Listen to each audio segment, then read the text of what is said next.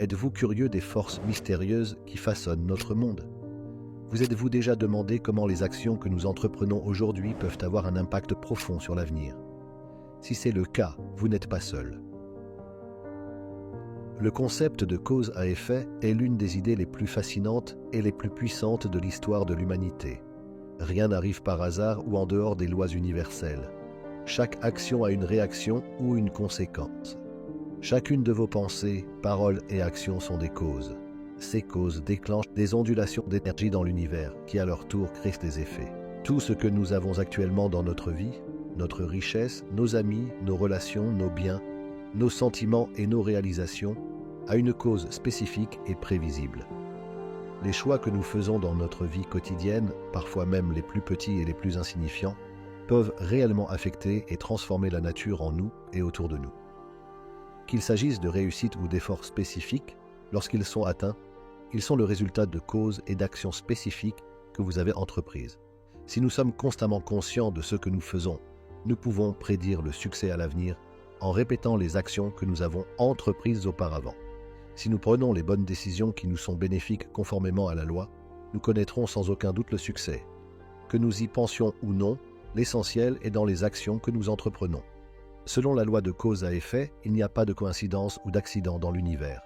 Tout arrive pour une raison et est basé sur la première action entreprise. Si vous pensez que quelqu'un a de la chance parce qu'il a réussi, détrompez-vous.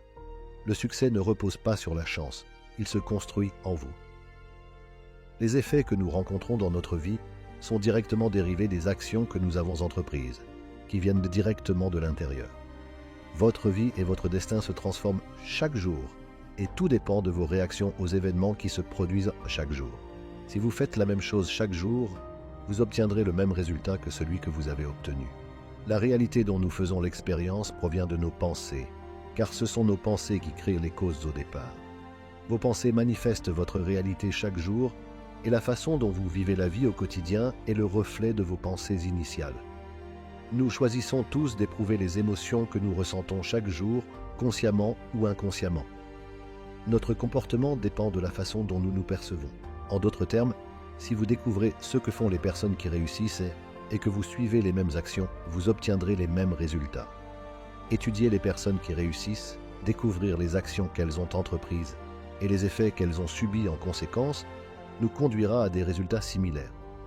Nous avons vécu notre vie en nous programmant dans des schémas psychologiques qui nous ont conditionnés à apprendre certaines choses et à adopter certaines valeurs. Dans le domaine quantique, les relations de cause à effet deviennent plus complexes et interconnectées par rapport à la vision déterministe simple du monde newtonien. La mécanique quantique introduit le concept de superposition, selon lequel les particules peuvent exister dans plusieurs états simultanément jusqu'à ce qu'elles soient observées ou mesurées. Cela signifie qu'une particule peut se trouver dans une combinaison de différents états, chacun avec une certaine probabilité. Lorsqu'une mesure est effectuée sur un système quantique, la fonction d'onde représentant la superposition s'effondre en un seul état, ce qui détermine le résultat observé. Toutefois, le résultat spécifique ne peut être prédit avec certitude. Il est de nature probabiliste. Cette nature probabiliste remet en question la notion de relation directe et linéaire de cause à effet. En outre, l'enchevêtrement joue un rôle important dans le domaine quantique. Lorsque des particules sont intriquées, leurs états sont corrélés quelle que soit la distance qui les sépare. Les changements dans une particule intriquée affectent instantanément l'autre, défiant les contraintes de l'espace et du temps. Prenons le célèbre exemple du chat de Schrödinger. Dans le domaine quantique, un chat peut exister dans une superposition d'états vivants et morts jusqu'à ce qu'il soit observé. L'acte d'observation fait s'effondrer la superposition en un résultat défini. Cela montre que les relations de cause à effet ne sont pas directes et déterministes, mais de nature probabiliste. Dans le domaine quantique, la cause et l'effet sont entrelacés dans un réseau complexe de possibilités. La nature probabiliste des systèmes quantiques et l'enchevêtrement des particules démontrent une vision non linéaire et interconnectée de la causalité.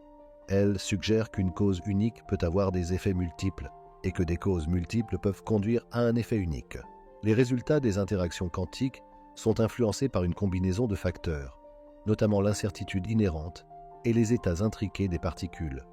Cette compréhension élargie des causes et des effets dans le domaine quantique remet en question le cadre linéaire et déterministe du monde newtonien, en soulignant les façons complexes et subtiles dont les particules interagissent et s'influencent mutuellement. Bien que les mécanismes précis de la causalité dans le domaine quantique fassent encore l'objet de recherches et de débats, il est clair que la perspective quantique offre une vision plus complexe, interdépendante et non locale de la cause et de l'effet, au-delà du cadre newtonien traditionnel. Tunnel quantique.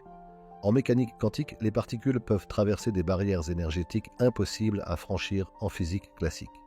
Ce phénomène est observé par exemple dans les microscopes à effet tunnel. La capacité des particules à franchir les barrières énergétiques démontre une relation de cause à effet non linéaire, les particules pouvant apparemment contourner les obstacles traditionnels. Intrication quantique. Considérons deux particules intriquées, telles que des électrons. Lorsqu'elles sont préparées dans un état intriqué, les propriétés d'une particule, comme son spin ou sa polarisation, deviennent intrinsèquement liées aux propriétés de l'autre particule. La modification de l'état d'une particule affecte immédiatement l'état de l'autre, quelle que soit la distance qui les sépare. Ici, la cause, la manipulation d'une particule, produit un effet instantané et corrélé, un changement dans l'état de l'autre particule. Cela défie la notion traditionnelle selon laquelle la cause et l'effet sont limités par la distance ou la vitesse. Selon la physique quantique, nos pensées sont la source de la réalité. Tout ce que nous voyons et expérimentons est le produit de l'énergie de nos pensées. Nous sommes tous reliés par un champ d'énergie appelé conscience collective, qui répond à nos pensées et à nos émotions en créant la réalité. Si 3 personnes pensent à une nouvelle idée en même temps, elle a plus de chances de se matérialiser dans leur réalité subjective. L'esprit de chacun crée sa propre dimension, dans laquelle il expérimente différentes formes de matière et d'énergie. C'est ainsi que l'on se retrouve avec une expérience subjective dans un monde objectif. Qu'est-ce que cela signifie et quelles en sont les conséquences? Ce qui se passe, c'est que certains processus se produisent sans cause. Le moment exact où un électron passe d'une orbitale à une autre en est un exemple. La position sur l'écran d'un électron donné dans l'expérience de la double fente est purement aléatoire. Rien ne l'oblige à se retrouver à un endroit plutôt qu'à un autre. Il s'agit d'un hasard intrinsèque. Vos attentes contribuent à façonner votre réalité, que vos intentions soient bonnes ou mauvaises. Mais qu'est-ce qui est vraiment bon ou mauvais? L'univers est neutre par rapport à ces mots. Dans une guerre, les bons d'un pays sont toujours les méchants d'un autre pays. Les hommes politiques sont bons ou mauvais en fonction des valeurs que ils privilégient. Ces termes sont donc arbitraires. Ce qui compte, c'est l'intention qui sous-tend nos actions. Il s'agit de la façon dont nous percevons nos propres actions. Si nous pensons que nos actions sont bonnes, c'est ce que nous obtenons. Si nous croyons que nos actions sont mauvaises, c'est ce que nous obtenons en retour. C'est pourquoi des personnes apparemment mauvaises peuvent accumuler des richesses. Elles ne se perçoivent généralement pas comme mauvaises. Elles se perçoivent comme riches, heureuses, maîtresses d'elles-mêmes et fortunées. C'est donc ce qu'elles obtiennent. L'univers est neutre et répond simplement à l'énergie que nous émettons. Malheureusement, il est généralement plus facile pour les personnes plus égocentriques de créer de la richesse parce qu'elles croient vraiment qu'elles le méritent. C'est pourquoi nous voyons tant de narcissiques et de sociopathes réussir dans les affaires ou la politique. Je ne dis pas qu'ils le sont tous, mais vous savez, il est plus facile d'avoir confiance en ceux que vous manifestez lorsque vous avez cet état d'esprit. Ils ne doutent pas de ce qu'ils peuvent faire et créer pour eux-mêmes. Ils s'attendent à créer plus de succès. Il faut créer un catalyseur de succès. Si vous travaillez dans la vente, cela signifie que vous devez décrocher le téléphone ou ouvrir votre courrier électronique pour contacter des clients potentiels. Si vous êtes un écrivain en herbe, cela signifie que vous devez vous réserver du temps pour écrire. Si vous essayez d'apprendre une langue, cela signifie pratiquer régulièrement. Si vous êtes en quête d'inspiration, cela signifie qu'il faut aller la chercher dans le monde. Si vous voulez trouver votre partenaire de vie, il faut vous mettre dans des situations où vous pouvez rencontrer quelqu'un. La réalité la plus humble de cette loi et la plus difficile à digérer pour de nombreuses personnes est que votre vie actuelle est une représentation de la façon dont vous vous percevez et des choix que vous avez faits jusqu'à présent. Les habitudes que vous créez sont la cause. Dans votre présent, votre réalité est l'effet. Vous avez le contrôle. Vous êtes le catalyseur.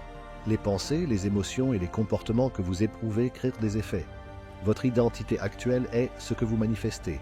Ce que vous êtes est la cause de votre vie. Vous avez la possibilité de choisir le contraire à tout moment. Les lois sont simplement ce qu'elles sont. Il n'y a pas de bien ou de mal, de juste ou d'injuste. Vous créez simplement et la vie que vous avez est une représentation de cette création. Au cœur de toutes ces lois se trouvent vos attentes, vos croyances sur vous-même.